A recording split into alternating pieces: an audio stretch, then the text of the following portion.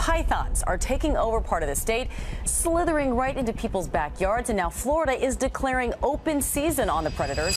Most people picture the Everglades as a swamp full of alligators, but look closer and you'll see something else entirely. A war is unfolding in the tall grass. For decades, we've been losing ground to an enemy that eats everything in its path. To these muscular eating machines, the Everglades are like a buffet that never closes. They devour birds and mammals and disrupt food sources for panthers, alligators, and other creatures. We thought we understood the scale of the problem. We thought we knew how many snakes were out there. We were wrong. It took a massive raging fire to expose the truth. When the grass burned away, it didn't just reveal snakes. It revealed a landscape fundamentally altered by a monster of our own making. And the numbers are terrifying. The scorched earth revelation. The Everglades air always feels heavy, hot, and damp. But on this December morning in 2025, the heat comes from somewhere else.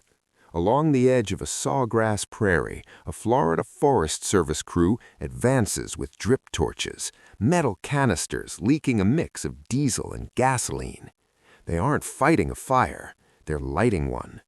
Within minutes, calm marshland erupts into a moving wall of flame. Orange fire chews through dry vegetation. The crackling roar drowns out insects. Smoke climbs into the sky, turning Florida blue into a gray haze. To outsiders, it looks like destruction, but this fire is medicine. For thousands of years, lightning-sparked fires shaped the Everglades, clearing dead brush, recycling nutrients, and keeping forests from swallowing the river of grass. The Everglades was built to burn. Now fire has taken on a new role. It has become a weapon. As the flames advance, the ground ahead comes alive.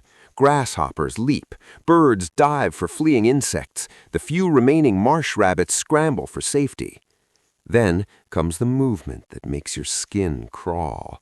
The grass parts slowly, heavily, like a bulldozer pushing through reeds. A Burmese python, easily 10 feet long, is forced into the open. For the first time in its life, camouflage fails it. Against blackened earth and glowing embers, its shadow-patterned skin offers no protection. In April 2025, land managers in Palm Beach County witnessed this firsthand. As the fire stripped away cover, the ground seemed to writhe with snakes. It confirmed what many feared. The infestation wasn't just severe, it was everywhere. This is thousands of acres we're talking about. Grass so tall you could hide a school bus inside it. Finding a snake that doesn't want to be found is nearly impossible. Fire changes that. Hunters report shocking encounters. A 12-footer fleeing smoke toward a canal. A massive female flushed from her nest, exposing a clutch of nearly 50 eggs, 50 new predators erased before they hatched. The burn is brutal, it's loud, it's violent, and it works. Fire turns the python's greatest advantage, its invisibility, into a liability. The snakes must move, and when they move, we finally see them. But the flames reveal more than snakes. They expose a crime scene. As the grass disappears, the marsh looks eerily empty. Raccoons are gone, foxes missing, opossums erased. The flames crackle, the heat warps the air, and crews scan the ground ahead of the fire line, watching for movement. The blaze exposes what the darkness hides. And in the Everglades, the darkness hides an army. The silent invasion. To understand why we're burning the swamp, we have to understand how we lost it. The invasion didn't happen overnight. It began quietly, with good intentions and disastrous consequences. In the 1980s and 90s, Miami was the epicenter of the exotic pet trade. Burmese pythons were sold as novelties, 20 inches long, gentle, manageable. But pythons don't stop growing. That cute snake becomes 6 feet in a year, then 8, then 10. Soon, a predator the size of a telephone pole is living in a glass tank, eating rabbits and eyeing the family cat. Feeding it becomes expensive, dangerous. So people made a choice. They drove to the edge of the swamp and let the snake go, believing they were setting it free. They didn't realize they were releasing a biological weapon. Then came Hurricane Andrew in 1992. The storm obliterated breeding facilities, pet stores, and zoos across South Florida. Untold numbers of pythons escaped into the wild all at once. The Everglades became their sanctuary, warm, wet, and overflowing with prey. Nothing here evolved to hunt a 20-foot constrictor. Alligators fight back, but pythons can eat alligators. We've seen the photos, the aftermath, a clash of titans, but one with overwhelming numbers. For years, no one noticed. That's the terrifying part. Pythons are ambush predators. They don't chase, they wait. They hold their breath underwater for half an hour. They disappear into mud and roots. By the time we realized what was happening, the damage was done. In some regions, marsh rabbits declined by 99%, raccoons 99%, opossums 99%. The swamp used to be loud. 20 years ago, it rustled with life. Now, in core python territory, it's silent. The python is a super predator. It collapses food webs, it starves panthers by eating their prey, and it reproduces relentlessly, up to 100 eggs per female per year. This isn't linear growth, it's exponential.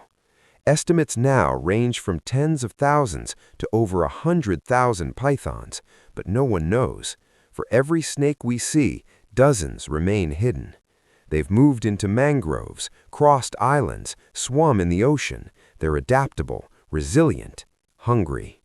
Which brings us back to the fire. A firestorm strategy. You can't fight what you can't see. Prescribed burning isn't chaos, it's precision. Crews plan months in advance, waiting for exact humidity, wind, and water levels. Too dry and the fire sterilizes the land. Too wet and it fizzles. In python hotspots, the mission shifts from maintenance to exposure. Helicopters drop ignition spheres. Thousands of acres ignite in hours. Sawgrass burns fast, stripping away the dead thatch, the python's bedroom. Without shade, humidity, or insulation, the snakes are forced to move toward canals, toward tree islands, toward visibility. Biologists and fire crews now coordinate closely. A burn today means better hunting tomorrow. It's dangerous work, thick smoke, uneven limestone, hidden holes, and angry snakes evicted from their homes. But fire does more. It kills invasive plants, restores water flow, sparks new grass growth. Rabbits return, rats return, and pythons return, this time into short grass, where we're waiting. Hunters in the ash. Once the smoke clears, the land looks alien, blackened earth, ash-covered ground, burnt stubble jutting like broken teeth. This is when the hunters move in. State-contracted python hunters wade through water, mosquitoes, and danger nightly. After burns, snakes stand out starkly against the dark soil. USGS tracking studies confirm it. After fires, pythons move up to 50% more than usual. In April 2025, sightings jumped 15% within 48 hours of a burn. One viral video showed a hunter approaching a massive python curled against limestone, fully exposed. It hissed, struck, but without grass to escape into, it was caught. It was full of eggs. A generation ended in minutes. Drones now scan burn zones. eDNA confirms presence. Dogs track musk. The burn creates a narrow window, weeks at most, before grass returns. Hunters walk the ash line, where burned meets unburned. Snakes lurk at the edge, ready to vanish. Even exposed, they're still hard to see. But now, we have a chance. The unsettling question. We burn. We hunt. We tally numbers. We celebrate victories. But deep in the silence, a question lingers. Is it enough? The Everglades spans 1.5 million acres. We burn fractions, patrol pinpricks. For every python caught, how many slip away? Some biologists fear we're not eradicating pythons, we're evolving them. By removing visible snakes, we may be breeding smarter, stealthier survivors. Hunters report new behaviors, deeper hiding, darker activity cycles, better cold tolerance.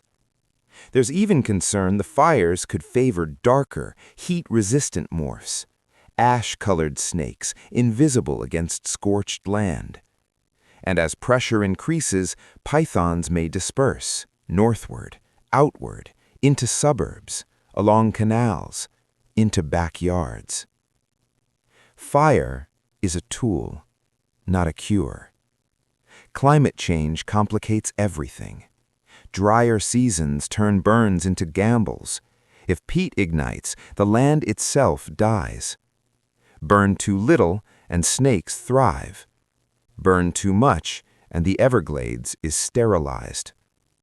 Science searches for answers, gene drives, pheromone traps, drones. But every solution carries risks.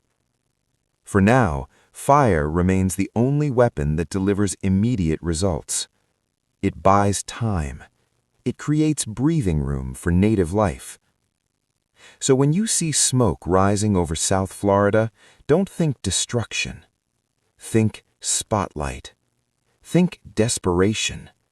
Think of a battle for a place that refuses to die. The grass will grow back. It always does. The question is, what will be hiding in it when it does?